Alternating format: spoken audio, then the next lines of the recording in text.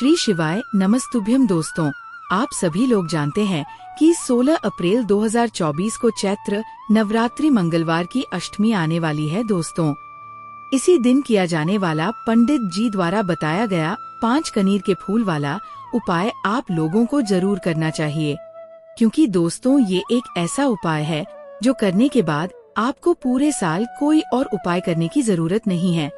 ये सबसे बड़ा और नया उपाय है जिसे पंडित जी ने अपनी सीहोर की कथा में बताया है। इस उपाय को हम आपको बहुत अच्छे से समझाने वाले हैं। इस वीडियो को देखने के बाद इस उपाय को समझने के लिए आपको किसी और वीडियो को देखने की जरूरत नहीं पड़ेगी। तो चलिए दोस्तों, उपाय को शुरू करते हैं। ये दिन बहुत खास और महत्वपूर्ण होता है। बड़े बड़े पूजा पाठ और अनुष्ठानों से जो मनोकामनाएं पूरी नहीं होती हैं, वे चैत्र नवरात्रि की अष्टमी के दिन पूरी हो जाती है। बहुत सारे लोगों ने इस उपाय को किया है और उन्हें इसका फल जरूर मिला है। अगर आप भी इस उपाय को चैत्र नवरात्रि की अष्टमी के दिन करना चाहते हैं, तो पहले इसे अच्छे से समझें और उसके बाद करें। इस उपाय को करने से आपके घर की किसी भी प्रकार की दुख और समस्याएं दूर हो सकती है, चाहे आपको समस्या का कारण पता हो या ना हो, जैसे पितृदोष, मंगल दोष या अन्य कोई दोष। इस उपाय को करने के लिए दोष का पता लगाने की जरूरत नहीं है। इस दिन 5 कनीर के फूल वाला उपाय जरूर करें। सबसे पहले इस उपाय को किस समय करना है, ये समझना जरूरी है। यह उपाय मुख्य रूप से सुबह के समय किया जाता है।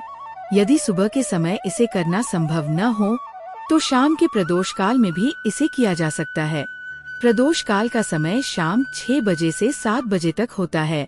इस समय के दौरान उपाय करने से भी आपको इसका फल जरूर मिलेगा। ये उपाय वे सभी लोग कर सकते हैं जिनकी मनोकामनाएं हैं या जिनके जीवन में दुख और परेशानियां हैं। विशेष रूप से घर की माताएं और बहनें इसे कर सकती हैं, क्योंकि जब घर की लक्ष्मी यानी माताएं और बहनें ये उपाय करती हैं, तो इसका फल बहुत जल्दी और बड़ा मिलता है। चाहे वो कोई भी व्यक्ति हो, बड़ा, छोटा या बच्चा, ये उपाय कर सकता है। अगर आप नौकरी या अन्य कार्यों में व्यस्त रहते हैं और समय पर ये उपाय नहीं कर पाते हैं, तो शाम के समय इसे जरूर करने की कोशिश करें। तेरे साथ रहूंगी तो इस जन्म में भी मेरे द्वारा पाप ही होंगे, इसीलिए अब मैं किसी अन्य धनवान राजा पुरुष से विवाह करूंगी। तो ब्राह्मण हरि दीक्षित ने अपनी पत्नी से कहा है, प्रिय, तुम इस प्रकार के अपशब्द ना कहो। तुम इस प्रकार से अपने पति को त्यागने का विचार मन से छोड़ दो। मुझे वेद का ज्ञान है, मैं जानता हूँ शास्त्रों के अनुसार जो स्त्री अब मुझे भी जुट खिलाते हूँ, वह स्त्री बोलती है, पत्नी को दुखी और असंतुष्ट रखने वाला पति भी नरक में ही जाता है। और मैं बोलता हूँ, तुम्हारा घर कोई नरक की सजा से कम नहीं है। तुम्हारे साथ इस घर में रहने से अच्छा है मैं नरक में जा कोना हुआ पुरुषय परुषी को खिलाते हूँ। क्या प्रकार उस हरि दीक्षित ब्राह्मण की पत्नी ने अनेक प्रकार के कटु वचनों, उसके घर में दुर्भाग्य ही आता है। जो भी स्त्री अपने पति को छोड़कर पराये पुरुष के पास जाती है, उन्हें नरक में दंड अवश्य ही भोगना पड़ता है। हे देवी, अब आगे सुनो उस दुराचार स्त्री के साथ क्या होता है। एक दिन वह दुराचार स्त्री वन में जाकर एक वृक्ष के नीचे खड़ी हो गई। उसका मन काम वासना से भरा हुआ था। वह किसी सुंदर कामी पुरुष की तलाश में थी, किंतु बहुत समय बीतने के बाद भी उस स्थान पर कोई पुरुष नहीं आया। इसीलिए वो अत्यंत दुखी हो गई और प्रेतम की खोज में इधर उधर देखने लगी। उस दिन उसका सारा परिश्रम व्यर्थ हो गया। वह वहाँ खड़ी होकर वह मन में सोचने लगी, आज तो इस मार्ग से कोई भी सुंदर पुरुष नहीं आया, अब मैं कैसे अपनी काम शांत करूं। वह स्त्री सोचने लगी कि आज की रात कैसे बीतेगी, कौन मेरे इस सुंदर शरीर का उपभोग करेगा।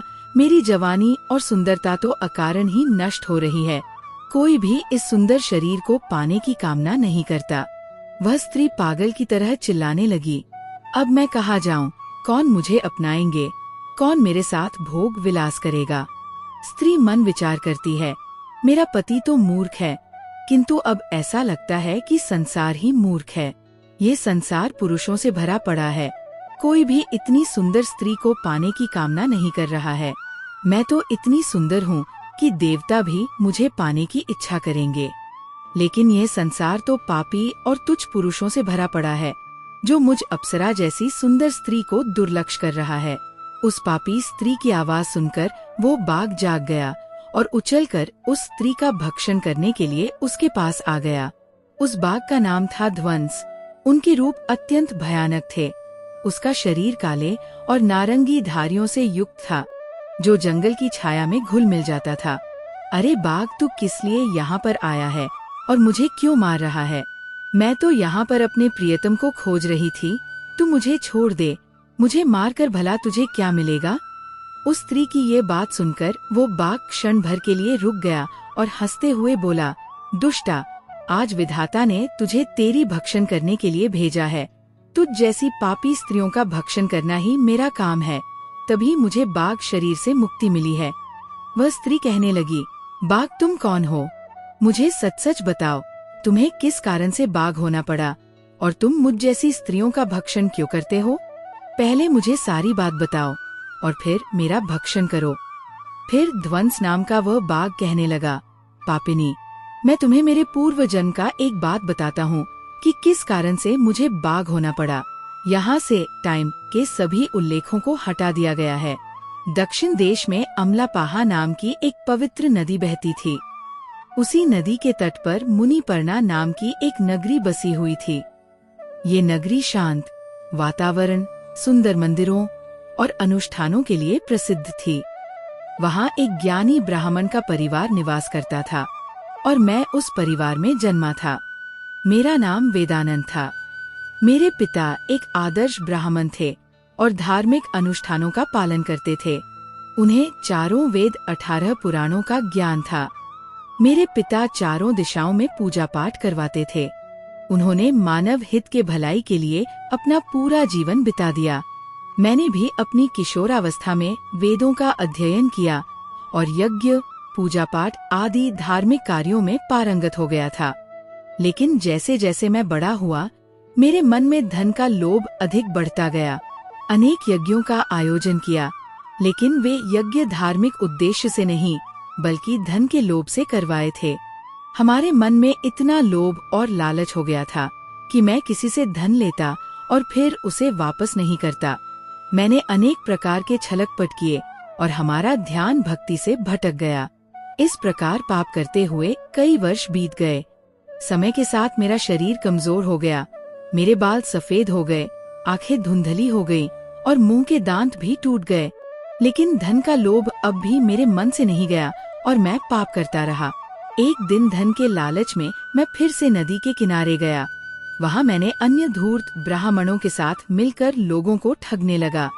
दान में मिले हुए धन को गलत जगह खर्च करने लगा। हम सभी ब्राह्मणों ने मिलकर झूठे मंत्रों का उच्चारण किया और बिना विधि विधान के देवी देवताओं का पूजन करवाया। हमारा उद्देश्य केवल अधिक से अधिक धन दान में प्राप्त करना था। हमने लोगों को धर्म के नाम पर धोखा दिया। उस दिन मैंने काफी धन एकत्र किया, लेकिन उसी समय मेरे साथ एक भयानक घटना घटी। मैं उसी दिन नदी के तट पर बैठा हुआ था। तभी एक बीमार और भटकता हुआ कुत्ता मेरे पास आया। मैंने उसे दुत्कार कर भगा दिया, लेकिन वह कुत्ता क्रोधित हो गया और क्रोध में आकर मेरे पैर में काट लिया। मैं मूर्छित होकर वहीं गिर पड़ा और उसी क्षण मेरी मृत्यु हो गई। मेरी मृत्यु के बाद यम के 2 दूत प्रकट हुए। वे भयानक रूप वाले थे और उनके हाथों में एक पास कहा जाता है। यम दूतों ने मुझे पकड़ लिया और यमपुरी ले गए। यमपुरी में मुझे यमराज के सामने खड़ा किया गया। धर्मराज ने अपने दिव्य सिंहासन से चित्रगुप्त को आदेश दिया कि वे मेरे कर्मों का लेखा जोखा बता सकें।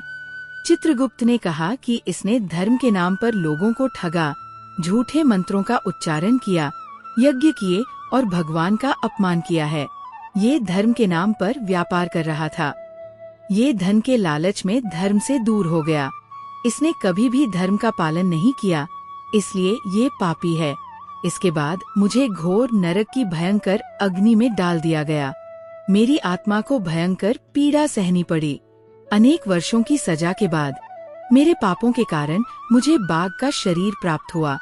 बाघ ने कहा, मैं इस दुर्गम वन में न साधु पुरुषों का न सती स्त्रियों का भक्षण करूँगा। मैं वचन लेता हूँ कि मैं केवल उन पापियों और कुलटा स्त्रियों का ही भक्षण करता हूँ जिन्होंने अपने जीवन में अधर्म के मार्ग पर चलकर दूसरों को दुख दिया है।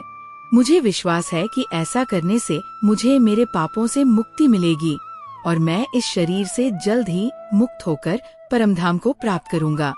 श्री कृष्ण कहते हैं, हे देवी, इस प्रकार से उस बाघ ने अपने पूर्व जन्म का वृत्तांत सुना दिया और उस स्त्री से कहने लगा, पापिनी, तेरे आचरण से तू उल्टा दिखाई पड़ती है। यह कथा एक पापी स्त्री के जीवन और उसके पापों के परिणाम की है, जो अपने पति को छोड़कर अन्य पुरुषों के साथ भोग विलास में लिप्त हो गई। इस जीवन में उसके द्वारा किए गए पापों और अधर्म के कारण उसे घोर नरक में यमराज द्वारा दंडित किया गया। कहानी में उस पापिनी स्त्री के पापों की विस्तृत चर्चा की गई है, जिसमें वह अपने पति को त्याग कर पराये पुरुषों के संग विहार करती है और इसके परिणाम स्वरूप उसे नरक में भयंकर पीड़ा का सामना करना पड़ता है। यमराज ने उसे अनेक नरकों में दंडित किया, फिर उसे चांडाल के रूप में पृथ्वी पर पुनः जन्म दिया। एक दिन इस स्त्री को तीर्थ स्थल में एक आश्रम के पास तुलसी का पौधा देखा, जिसके पास दीपक जलाए जाते थे। साधु ने उसे बताया कि तुलसी की पूजा करने से पापों का नाश होता है। इस स्त्री ने अपने पापों से मुक्ति की इच्छा व्यक्त की और साधु से मार्गदर्शन लिया।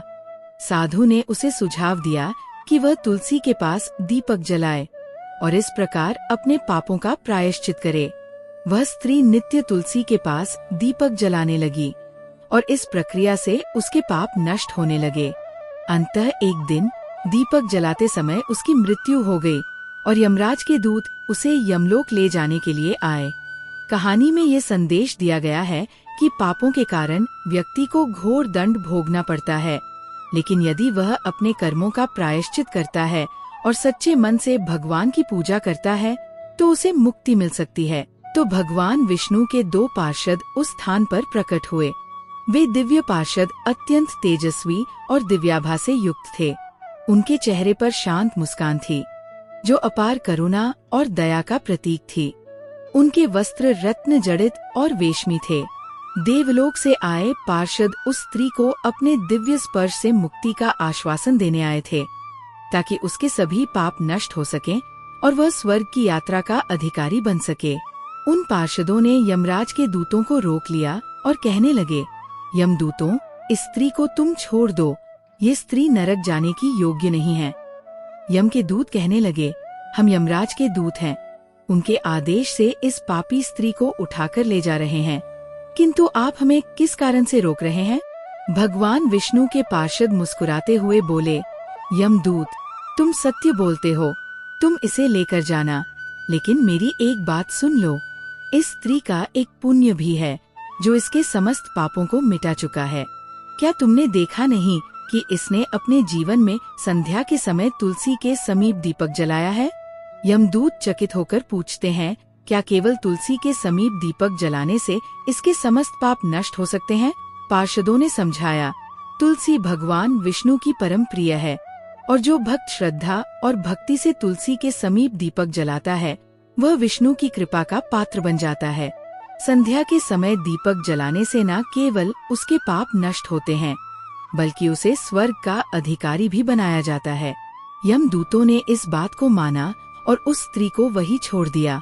फिर श्री विष्णु के पार्षद उसे विमान में बिठाकर स्वर्ग लोक ले गए। भगवान श्री कृष्ण ने देवी सत्यभामा से कहा कि इस प्रकार से तुलसी के पास दीपक जलाते समय यह मंत्र उच्चारण करें, शुभं करोति कल्याण आरोग्य धन संपदा, शत्रु बुद्धि विनाशाय दीपकाय नमस्तुते, महाप्रसादजनी सर्व सौभाग्यवर्धिनी, आधि व्याधि हरा नित्य तुलसीत्व नमस्तुते।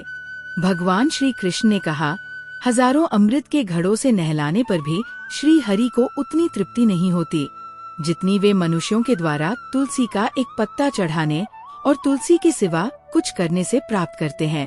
10,000 गोदान से जो फल प्राप्त होता है वही फल तुलसी पत्र के दान से पाया जाता है। मृत्यु के समय यदि कोई व्यक्ति तुलसी पत्र का जल मुंह में डालता है तो वह संपूर्ण पापों से मुक्त होकर श्री कृष्ण के धाम जाता है। कोई भी व्यक्ति यदि तुलसी की माला पहनकर मृत्यु को प्राप्त करता है तो उसे माला निकालने की कोशिश नहीं करनी चाहिए। वह तुलसी की माला उस व्यक्ति को स्वर्ग ले जाती है। जब भक्त तुलसी के पास दीपक जलाता है तो उस प्रकाश में निहित ऊर्जा नकारात्मक शक्तियों को नष्ट करती है और सकारात्मकता का संचार करती है। यहाँ तुलसी के पास दीपक जलाने के महत्व और उसकी पूजा से जुड़े लाभों का विस्तार से वर्णन किया गया है। तुलसी के पौधे की पूजा और दीपक जलाने के अनेक धार्मिक और आध्यात्मिक फायदे हैं। दीपक का महत्व। दीपक का प्रकाश अंधकार को दूर करता है और घर में सकारात्मक ऊर्जा का संचार करता है। इसे जलाने से देवताओं की कृपा आकर्षित होती है और मनुष्य की भक्ति तथा ध्यान की शक्ति में वृद्धि होती है।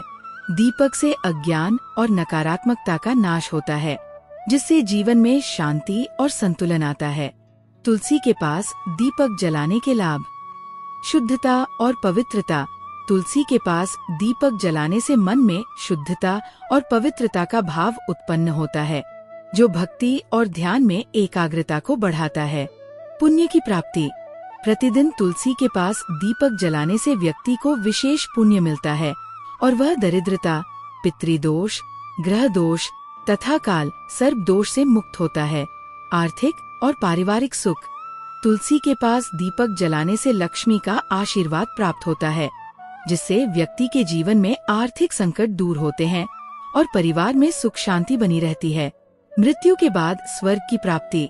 जो व्यक्ति जीवन के अंतिम समय में तुलसी के पास दीपक जलाकर भगवान का स्मरण करता है, उसे मृत्यु के बाद यमदूतों का भय नहीं रहता और उसे सीधे भगवान के धाम में स्थान मिलता है। पूजा विधि। तुलसी की पूजा सूर्योदय से पहले स्नान करने के बाद करें। इसके बाद तुलसी को जल अर्पित करें, सिंदूर लगाएं और फूल अर्पित करें। इसके बाद अगरबत्ती और दीपक जलाएं। तुलसी स्तोत्र का जाप करने से भी विशेष लाभ होता है। तुलसी के पत्तों का उपयोग। तुलसी के पत्तों को सुबह के समय या दिन में तोड़ना चाहिए, क्योंकि सूर्यास्त के बाद तुलसी के पत्ते तोड़ने की मनाही है। इसके अलावा शास्त्रों के अनुसार बिना स्नान किए तुलसी का स्पर्श नहीं करना चाहिए।